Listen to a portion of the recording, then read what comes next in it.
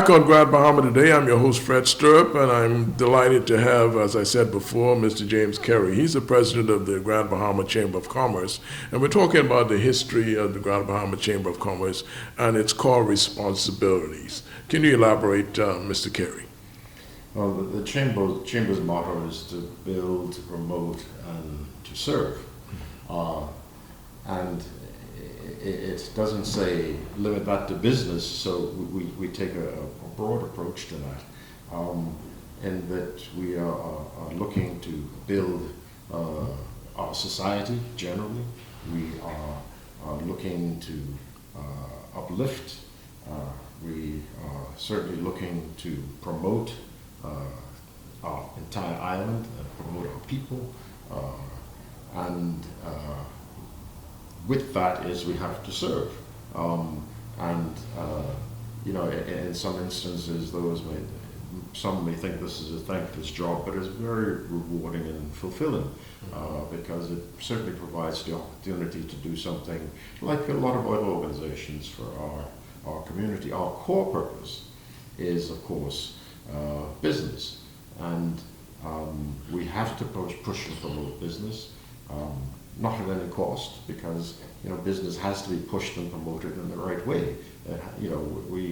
We are stewards of good business, and we certainly wish all businesses, but certainly our membership, to operate their businesses with integrity, with fairness to the community they serve, the customers they serve, and also to make sure that they do their part with us in uplifting Grand Bahama, getting it to the point where it ought to be.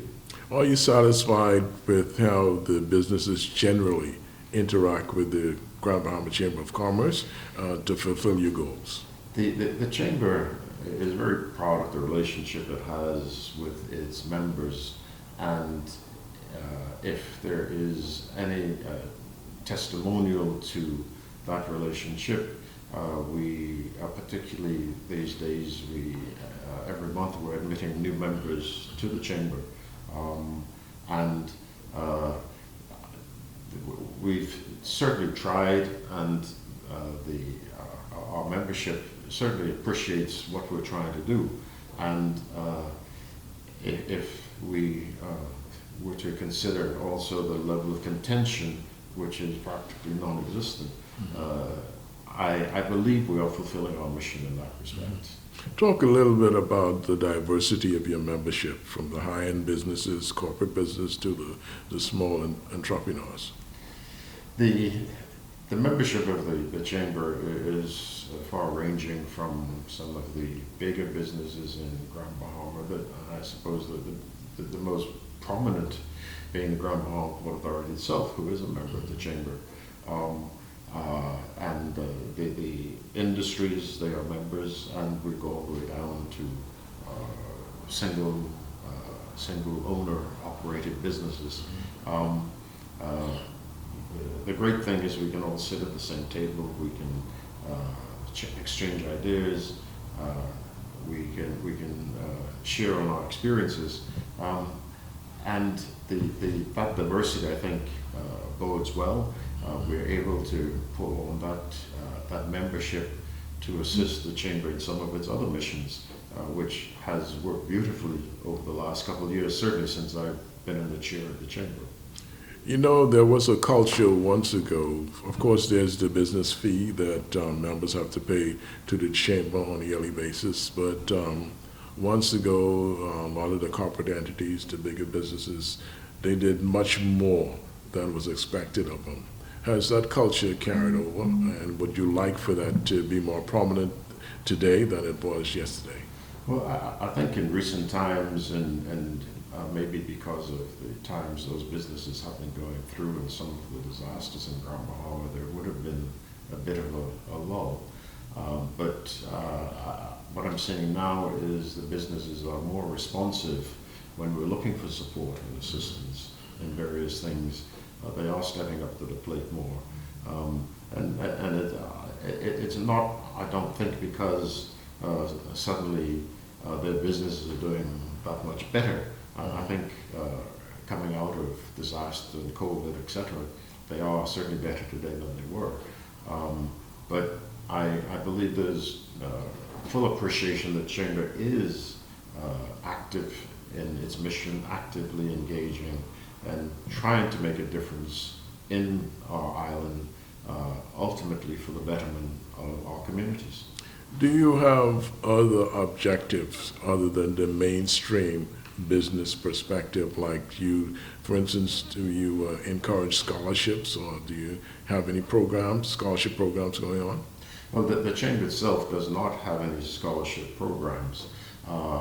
However, we do encourage further education, but what we have been doing is, particularly with the changes that are taking place so rapidly with technology, is that we have been having sessions at the Chamber office where we've been making efforts to more equip persons, particularly that category of persons who we call senior citizens, acquaint them more with technology so that they can make their lives more simple. We've also had sessions with small businesses and teaching some basic management, accounting, control aspects of the business so that they can truly realize the potential, and also the utilization of social media for promotion as well. So we have been doing other things behind the scenes. We are now about to step out and do a few things that are purely community-based, not seeking to replace any of those community-based organizations that exist, but to do our part, to be seen to be part of the same community. Mm-hmm.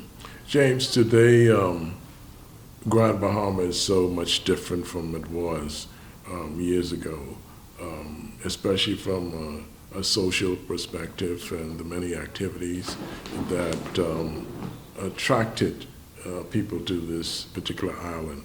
You know, of course, everybody knows Grand Bahama is known as the Magic City, and the Grand Bahama Chamber of Commerce was once one of those prime entity involved with that social atmosphere. For instance, the gala ball that you people produced years and years ago, that's one of the highlights in the entire country, not just Grand Bahama. What is going on in terms of trying to recapture some of that gloss, some of that glitter, well, and still maintain the substance? Yes, the Chamber is well aware of the history not too long ago of what used to happen, and we are really into good mode now of promoting and encouraging a lot of things to happen ourselves. You know, you mentioned a ball. Well, you know, for the first time in a number of years, we've had the quality of ball that the Chamber has been renowned to have, and for the first time in recent memory, we had a live band, and those of us who knew about shaking a leg were able to get out there and shake a leg again to some Albanian music. So, and the town needed that. Yeah. It needed it, and there was a lot of appreciation for the fact that we did step out and make that happen. So we're on a mission in many ways of trying to encourage the magic. There's a lot of talk about investments that are coming in anticipation of where Grand Bahama will rise to.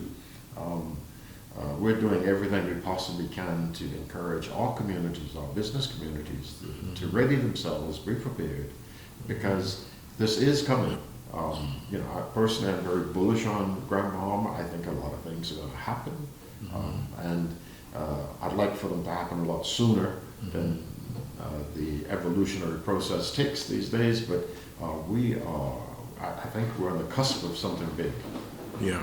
This is Grand Bahama Today. I'm your host, Fred Strupp, and we're talking with James Carey, the president of the Grand Bahama Chamber of Commerce. We'll be back after this break.